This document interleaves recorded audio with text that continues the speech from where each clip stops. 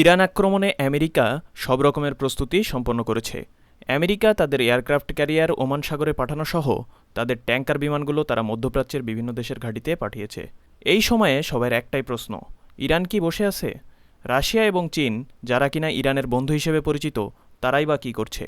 গত 29শে জানুয়ারি আমেরিকার এই ইরান আক্রমণের প্রস্তুতির মধ্যেই ইরান, চায়না এবং রাশিয়া একটি ট্রাইল্যাটারাল চুক্তি স্বাক্ষর করেছে এবং ইরান, চায়না এবং রাশিয়া মিলে হরমুজ প্রণালীতে নৌমহড়া করার ঘোষণা দিয়েছে এই ফেব্রুয়ারির মাঝামাঝি সময়ে। তো আজকের ভিডিওতে আলোচনা করব এই ট্রাইল্যাটারাল চুক্তির ভিতর কী কী বিষয় উল্লেখিত আছে এবং আমেরিকার প্রস্তুতির বিপরীতে ইরান কী প্রস্তুতি নিয়েছে এবং প্রতিউত্তরে ইরান, রাশিয়া এবং চীনের নৌমহড়া কেমন হতে যাচ্ছে, বা ইরানের নিজ উদ্যোগে হওয়া নৌমহড়া কেমন ছিল বা কেমন হচ্ছে। চলুন এই বিষয়গুলো নিয়ে আলোচনা করা যাক আজকের ভিডিওতে। আসসালামু আলাইকুম ওয়া রাহমাতুল্লাহি ওয়া বারাকাতুহু।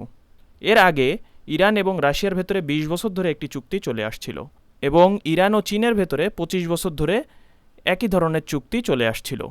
এ ধরনের বাইল্যাটারাল চুক্তি থাকলেও ৩ দেশ মিলে একটি ট্রাইল্যাটারাল চুক্তি ছিল না, যা তারা গত ২৯শে ফেব্রুয়ারি স্বাক্ষর করেছে।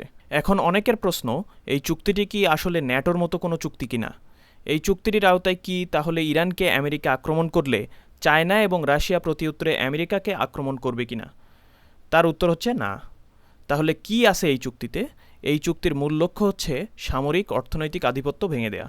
এই চুক্তির আওতায় যে বিষয়গুলো হতে যাচ্ছে তার একটি হচ্ছে ইরানের ওপর পারমাণবিক যে নিষেধাজ্ঞা পশ্চিমা দেশগুলো দিয়ে রেখেছে বা ইউরোপ দিয়ে রেখেছে, তা রাশিয়া এবং চীন সরাসরি তার বিরোধী এবং ইরানের পারমাণবিক পাওয়ার গেইনে তারা সহায়তা করবে বলে এই চুক্তিতে উল্লেখিত হয়েছে। তার জন্য যে ধরনের ডিপ্লোম্যাটিক সহায়তা প্রয়োজন তা রাশিয়া এবং চীন ইরানকে প্রদান করবে। আরও একটি বিষয় যা এই চুক্তির আওতায় পড়তে যাচ্ছে সেটি হচ্ছে ইরান বিশ্বের শীর্ষ তেল সমৃদ্ধ দেশগুলোর একটি, কিন্তু সেই ইরানই নিজের জ্বালানি চাহিদা মেটাতে হিমশিম খাচ্ছে। তার মূল কারণ হচ্ছে পশ্চিমাদের স্যাংশন এবং ইরানি তেল উত্তোলন টেকনোলজির যথেষ্ট উন্নয়ন না হওয়া। রাশিয়া এবং চীন এক্ষেত্রে ইরানের সাথে একত্র হয়ে তাদের তেল সম্পদ উন্নয়নে কাজ করবে। তারা গতানুগতিক ডলার এবং সুইফট সিস্টেমের বিপরীতে এগুলোর বাইরে গিয়ে নিজস্ব ব্যাংকিং ব্যবস্থা তৈরি করবে। এটিও চুক্তির একটি আলোচ্য বিষয়। চীনের বেল্ট অ্যান্ড রোড প্রকল্পের সাথে ইরানকে পুরোপুরি যুক্ত করা হবে, যার অর্থ হলো এশিয়া থেকে ইউরোপ পর্যন্ত যে বিশাল বাণিজ্যিক রাস্তা বা নেটওয়ার্ক চায়না তৈরি করেছে তার কেন্দ্রবিন্দু বা জাংশন হাব হিসেবে কাজ করবে ইরান। আরেকটি বিষয় যেটি সবচেয়ে গুরুত্বপূর্ণ সেটি হচ্ছে সরাসরি যুদ্ধে না জড়ালেও এই তিনটি দেশ এক দেশ আরেক দেশের সাথে গোয়েন্দা তথ্য বিনিময় করবে।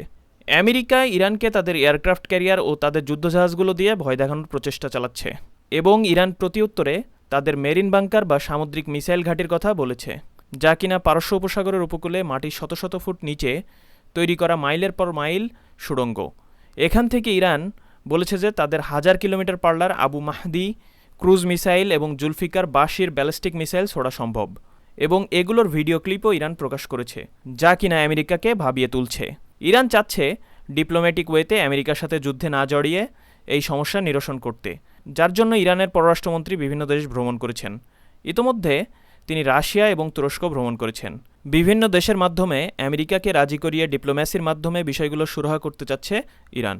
এদিকে ১লা এবং ২রা ফেব্রুয়ারি ইরান হরমুজ প্রণালীতে সব জাহাজ চলাচল বন্ধ ঘোষণা করেছে, কারণ তারা এই ২ দিন হরমুজ প্রণালীতে নৌমহড়া চালাবে, যার মাধ্যমে তারা আনঅফিসিয়ালি হরমুজ প্রণালী বন্ধের ঘোষণা দিল। বিশ্বের ২০ থেকে ৩০% তেল এই হরমুজ প্রণালীর মধ্য দিয়ে বিশ্ববাজারে চলে যায়। এর ভেতরে রয়েছে ইরান, আরব আমিরাত, জর্ডান, বাহরাইন ও বিভিন্ন দেশের তেল, যা কিনা ম্যাক্সিমাম ইউরোপের বাজারে চলে যায়।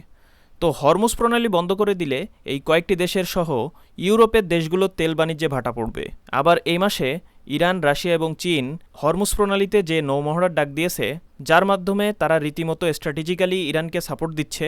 রাশিয়া এবং চীন যখন এই এলাকাতে অবস্থান করবে তখন স্বাভাবিকভাবেই আমেরিকা ইরানে আক্রমণ করতে বাধাগ্রস্ত হবে।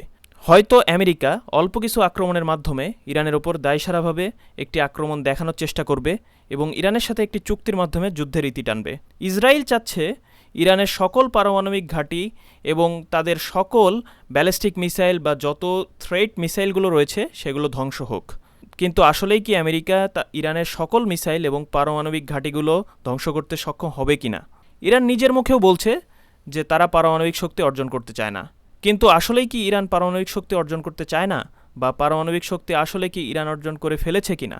আপনাদের কি মনে হয়? জানাতে পারেন আপনাদের মতামত আমাদের কমেন্টে। আজকে এখানেই বিদায় নিচ্ছি। আরও এই ধরনের ভিডিও পেতে আমাদের সাথেই থাকুন। ডিফেন্স ডায়নামিক্স সত্য প্রচারে কুণ্ঠিত বোধ করে না।